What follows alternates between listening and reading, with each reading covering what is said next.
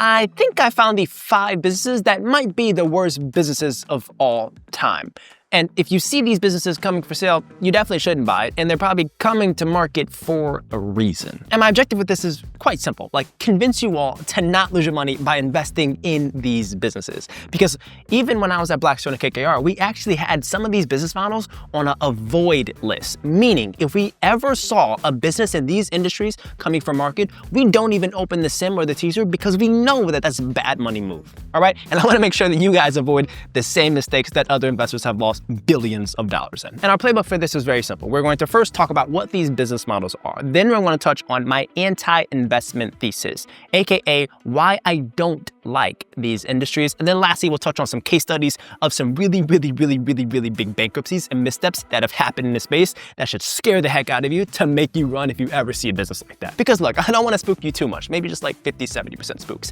But buying a business is one of the greatest decisions that you could ever make for economic and time freedom. Because buying a business is a very binary outcome. It will either drastically change your life or drastically ruin your life. Because these are very big ticket purchases that you put most to all of your life savings into betting on.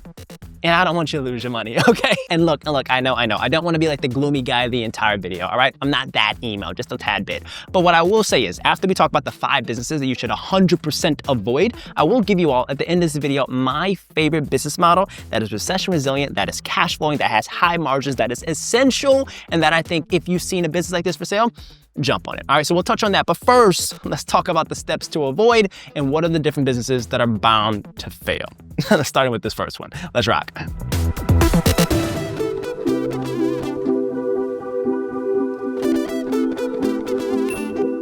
Number 1, restaurants. I will make it very simple.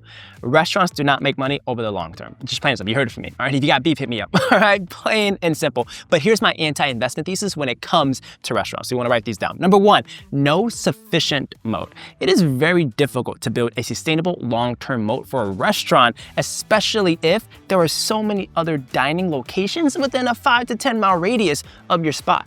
And it is very difficult to compete. And then the second piece is the rise of fast casual, right? Not only are you competing with other pizza shops, other burger shops, you're also competing with McDonald's, Chick-fil-A, Sweet Green, all kinds of things that are just taking attention and dollars from your local community and customers. Next, and arguably this is the most important one, is the high fixed costs. Regardless if anyone shows up into your restaurant and eats, you have to pay rent, you need to buy inventory, you have to pay your staff, and you gotta keep the lights on. That stuff is very expensive with or without business. And then thinking about broadly the economy, like restaurants are extremely hypersensitive in economic downturns. Like when markets are crashing, people losing their houses, they're not going to their local pizza or burger parlor after the kids' game. They're eating at home, all right? And that's how sensitive consumers are, especially when it comes to spending discretionary dollars on food. And then this last piece is my beef with new restaurants. Like I would never, ever touch a restaurant that was open in the last 5 years. Instead, if you really wanted to, if you had to, like if you were forced to buy a restaurant, buy one that has been around for 100 years, that has been through cycles, has some type of proprietary access to some special like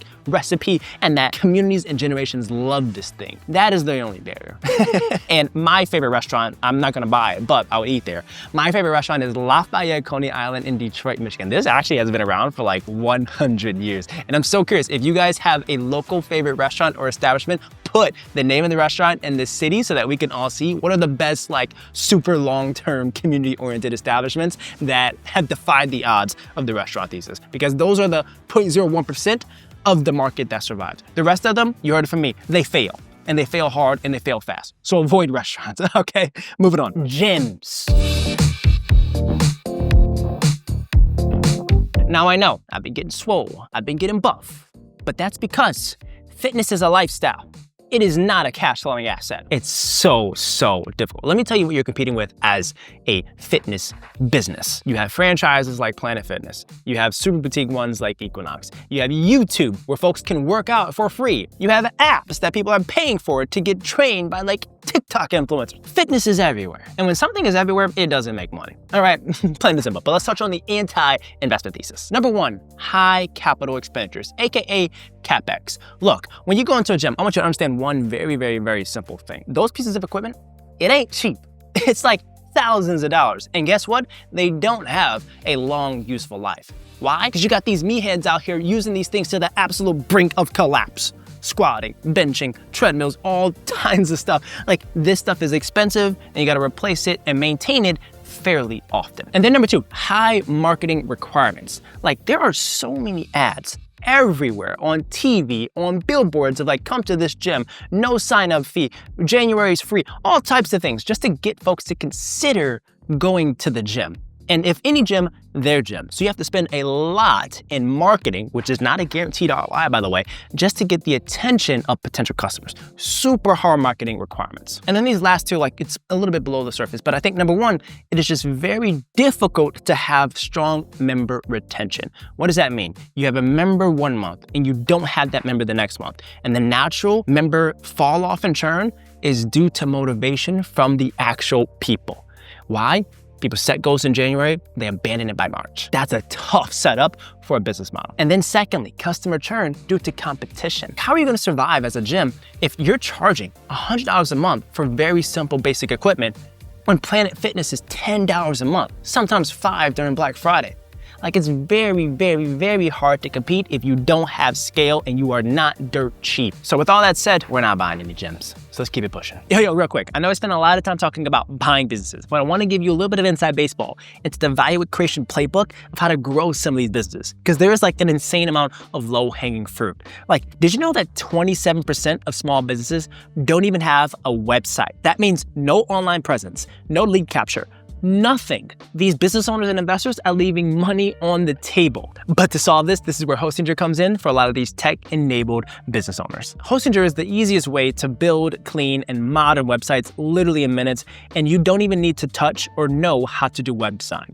Like, take a look at this. Like, they have this AI website builder that allows you to create a complete and customized website. And all you have to do is answer a few questions, pick yourself a website, describe the business, and it literally generates the entire site completely for free. The logos, the layouts, everything. Like, it's like so convenient. And I'll be very honest, Kenny Finance, I don't know how to make a website. I barely know how to make a logo, all right? So I am just finessing it the entire time, but platforms like this make it so much easier for me. And I'm telling you now, if you are buying a business or growing a business, this is hands down one of the easiest upgrades that you can make your entire year. Hands down. You could sell digital or physical products with no extra transaction fees. You can track your performance with integrations like Google Analytics or Facebook, and it gives you actually a free domain so that your business can look legit and have a sound website from day one. I checked out the site that I made for Kenny Finance literally in minutes. Doesn't it look kind of cool? And to set it up, it is super, super easy. You choose the business plan with the 48-month subscription, and it's way cheaper than having the month-to-month option. And you get a free domain, and you get to lock in the best rate. And of course, you have a treat for all the subs. So when you go to checkout, type in the code KENNY10, Kenny10 to get 10% off this business plan. So special thanks to Hostinger for sponsoring today's video. And look, y'all, get out there, get active, upgrade your life, but upgrading your site, and check out that link down below. But let's get back to some of these crazy investments. Number 3, clothing boutiques. This one kind of hits home, right? I'm a vintage guy. I love shopping vintage. Like, me and my grandma, we love to go to different stores and boutiques back home. It's tough, it hits home. But I'm a cash flowing private equity value-oriented investor, right? Lock in like skin. So here's the thing. You can't compete with Zara, H&M, and all these other places that have very, very, very cheap costs overseas, as well as loyal customers globally. But let me tell you my anti-investment thesis. Number 1, if you go into stores, like, you have to have clothes on the racks for people to see it. And as a business, that's the worst thing you could look at. So the amount of capital you could have tied up in inventory in a business that might not even turn over stuff if you don't have sufficient foot traffic could be for months. That's a terrible cash conversion cycle, terrible. Number 2, rapidly evolving fashion trends. All right, skinny jeans were in yesterday. Now everyone wants to dress like baggy homeless people. I don't know why, but fashion trends are evolving. It's really hard for fast fashion to keep up. It's even harder for very old legacy clothing boutiques to also keep up. So that's the reason why we shouldn't even be thinking about putting cash into inventory that is just so tied up in a trend of yesterday. You get what I'm saying? And then this last piece is relying on your local network. And this is if you are in person. If you're in person, you just gotta market your butt off to ensure that folks know, hey, we have clothes that you could buy, or hey, we have a sale, stop by. And you gotta convince them to use their time to shop. Then if you are online, you gotta spend a bunch on ads and promotions just to get traffic. And how many like fancy t-shirt sellers, clothing brands there are online? It's endless. Everyone and their mama and their cousin has a new fashion brand that they're selling stuff online. Like, it's really, really, really hard to compete. So with that in mind, I want to share a little bit of like a really interesting case study of some big time fashion brands that have absolutely dropped the ball and had really, really, really headline bankruptcies, especially in the private equity world. And if you know any of them, you have to smash the like button. That is the only agreement here because I did a lot of research on this. Okay, number one, business that went bankrupt. I think it was like a year or two ago. Liberated Brands. And these are the brands that they own. Billabong, Quicksilver, Volcom, RVCA, right? That one brand owns all those and they all went bankrupt. Chalked. All right, next, Forever 21. That stuff. Claire's. That's another big one. My niece loves Claire's, but I told her to lock in. Want to know why? Because they're going bankrupt. So I told her to invest to her Acorns account. And then this next one is Ted Baker. I actually have a shirt from Ted Baker. That just shows it is really tough to compete even at the highest of levels. These businesses were owned by like large established private equity companies that had billions of dollars tied into these companies. And what happened to them? Fast fashion. What else happened to them? Limited foot traffic. What else happened to them? Evolving fashion trends. From skinny jeans to homeless look. No one's making money here. No one. Besides like Zara and H&M or Uniqlo. It's really hard to compete, y'all. And look, I'm not here to be a joke. I'm just here to share everything that I know when it comes to good and bad business models. And I'm trying to help you see where the puck is headed, especially in some of these industries. Like, these are not case studies I made up. These are real businesses, real owners, real investors that lost everything because of evolving trends in the underlying business model and consumers, right? And that's the purpose of like this whole channel, is to not just take a look at a fancy, cool, flashy, TikTok-oriented stock and be like, oh, I want to buy that. No, that's a dumb money move. I'm here to show you all smart money moves and take everything I learned on Wall Street, Blackstone and KKR, and my 10 years investing experience and give it away to Main Street completely for free so that you can make sound financial judgment. And if that resonates with you at all, please do me a huge favor and hit that subscribe button. And if you're already a sub member, welcome back. And if you're new here, thank you for taking the time to invest in us. Because here's the one thing that matters. You are investing the time into yourself to make sound financial decisions for your future. And I rock with that. So if you rock with that, make sure you guys sub up and let's rock and roll to this next one, nightclubs. All right, welcome to Club Sub. Drinks on me. JK, I don't even drink. All right, unless you're like the mafia, don't even think about buying a nightclub. Just forget about it. I'll tell you why. Here's my anti-investment thesis. All right, number one, intense competition. I want you to take a moment and reflect. When was the last time you went to a club and saw that it was the only club in the 10, 20 mile radius or on that block? It never happened, right? Because usually bars and nightclubs are usually in one downtown street, all packed next to each other, all competing for brain space and tummy space and wallet of the visitors and partiers. Right? So insanely intense competition. And then also very, very, very short-term revenue within the day. Like, you're only making money for like 2 hours versus having high OpEx for 24 hours. Because you gotta pay for leasing, you gotta pay for staff, you gotta pay for lights, all stuff that are ran all day where you're only making money from 12 to 2. That's kind of chalk, you know? Then number 3, security and criminal risk. Folks, when they get a little lit, get a little tipsy, things can happen, all right? You have to have security. You might be liable for fights and anything else that could happen within your establishment. There are a lot of regulations and a lot of yellow tape surrounding this space because it is very difficult to have a super clean, damage-free, injury-free, like lawsuit-free bar or restaurant or nightclub establishment. It's really difficult to have those. So this is literally the worst or one of the worst businesses you could possibly buy. Like, this next one is actually the worst in my opinion, but this has the highest default rate when it comes to SBA loans. Meaning, folks that use the SBA to buy or start one of these bars or nightclubs, this is the one that typically loses all of their money. SBA and personal. Then you're screwed for the rest of your life financially, pretty much, right? But just avoid this stuff because you don't want to have the headache of dealing with drunk people and a bad cash flowing asset. Like, imagine burning money and then having to break up fights and then having to like clean up puke in the bathrooms. Like, that is a really crappy day as an investor and owner. And I don't want to spend my time as a cash flowing like holdco investor spending time doing that. I don't think it makes money. And of course, folks are like, OMG, the margins on this stuff, the margins on this stuff. Everyone's got the same margins. You're not special, okay?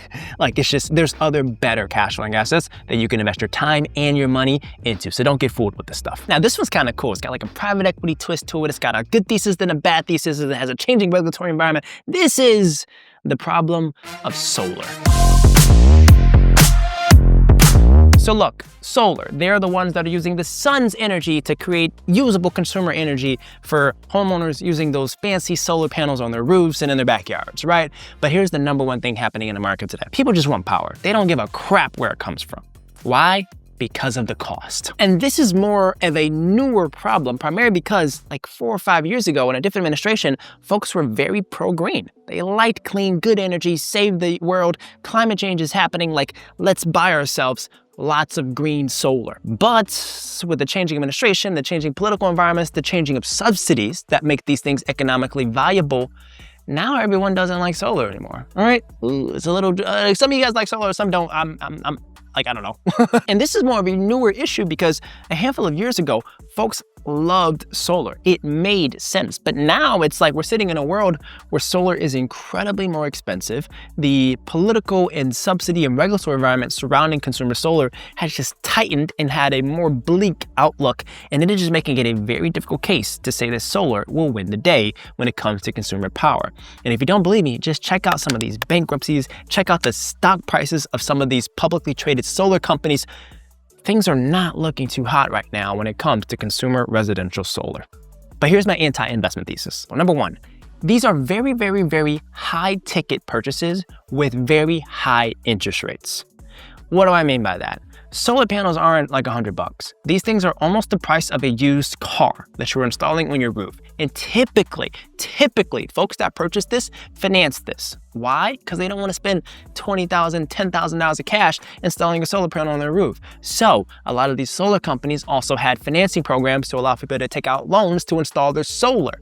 But the issue is we are in incredibly high interest rates environments, and therefore it just makes the costs unrealistic.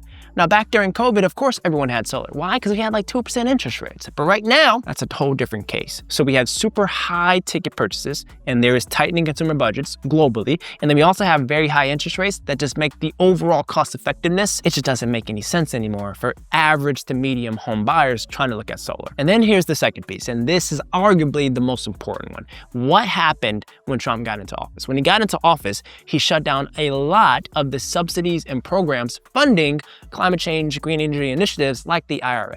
And a lot of those programs had a lot of support to ensuring that there were subsidies and there were credits to homeowners that bought solar. And with a lot of those credits and the programs becoming void and off, therefore folks don't get credit back, they don't get tax incentives, they don't get money back on buying some of these things. So instead of like the true economic cost 5 years ago of a solar panel being like $5,000 versus $20,000, now people are paying the full $20,000 for a solar panel. Why? No credits, high interest rates, the subsidies are off, like all types of things where it just doesn't make sense economically to install solar. So you know what's gonna happen? I don't care where I get my power from. I'm just gonna pay the power price, not my problem. Well, not their problem, I don't have solar. And look, I've seen a lot of residential solar businesses come to market, and like PE is avoiding this space. And if PE is avoiding this space, I highly recommend that you guys avoid this space too. And look, if you made it this far in this video, like shout out to you. You are probably pretty serious when it comes to thinking about how to build generational wealth through buying a business, all right? This isn't meant to scare you guys. This is literally meant to give you guys a playbook of where to avoid so that you can have strong risk-adjusted returns when it comes to your capital. Like, look, if I wouldn't invest in these things personally, how do I look like your private equity bestie telling you to go buy these things? No, all right? I'm gonna tell you what to avoid because I'm avoiding them. It's a teamwork makes the dream work. But if you're super serious about this and you wanna know step-by-step how I find businesses, buy businesses, all that jazz, check out this ebook that I made for you guys. It's like 10 to 15 pages that outlines my entire process for Dreamline, a holding company. How we find businesses, how we diligence them, like a full diligence checklist, how do we analyze the financials, how do we get the funding, value creation, all kinds of things. And it is completely free. And if you guys want a copy of that, shoot me a DM on Instagram and type in BAD. That stands for bad and bad investments. Why? Because all these things suck and they don't generate cash flow. And if you put your money into those, I told you so. All right, I'm just kidding. But if you guys want a copy of that, hit me on IG and I'll send you guys the ebook. But let's talk about the business that I think is actually worthwhile, that actually generates cash flow, that is a real thesis. Like, I don't want to show you guys that I'm just like the anti-thesis guy that just like talks crap about the world and industries. Nah. And I'm just emotion, stage emotion, because I focus on the ones that make money. And here's my favorite. And this is biohazard cleanup. All right, this is my favorite industry. So let me tell you guys about biohazard cleanup. So these are the folks that go and clean up biohazards, crime scenes, hoarding, meth labs, all kinds of things, all right? It is so cool, it is so essential. Here's the 3 reasons why I absolutely love this space, AKA my real investment thesis. Number 1, very sticky, credible customers. They're not working with like no-name mom and pop shops. Like, they are working with police departments, real estate owners, and business owners that need to get biohazards and crime scene cleanups immediately. And then the second thing is that this business is recession resilient and extremely essential because crime scenes need to be cleaned. Like imagine a world where no one cleaned the crime scenes that happen every single day. It will be chaos, right? So these folks need to actually exist and do their services in everyday market. And then the third one, very, very, very high margins. Like you can get 50% plus margins on some of these jobs. And in extreme rare cases where it is a rush job, it's very specialized and it's super, super, super time sensitive, you can get like 89% plus margins on this. Right? That's crazy. Why? Because of intense pricing that you can charge. All right, you guys get a picture, right? But I love this so much that I took the time to find a business owner here in California that actually runs and owns a biohazard cleanup business. And this is Bio One. And in this next video, I spent 24 hours with them to do live diligence on the business, on the space, on their inventory, checking out the hazmat suits, all kinds of things. And as always, if you enjoyed this video, smash that like button. I will catch you guys on the next one, cleaning some crime scenes next, baby. Peace! If you guys made it all the way to the end of this video, shout out to you. And I got a really big favor to ask you. If you know a cash flowing business looking to sell, tell them check out this page of the new website we made using Hostinger. And like I said, you guys can make your own website using code Kenny10 at checkout. And thanks to Hostinger for sponsoring this video. All right, y'all, peace.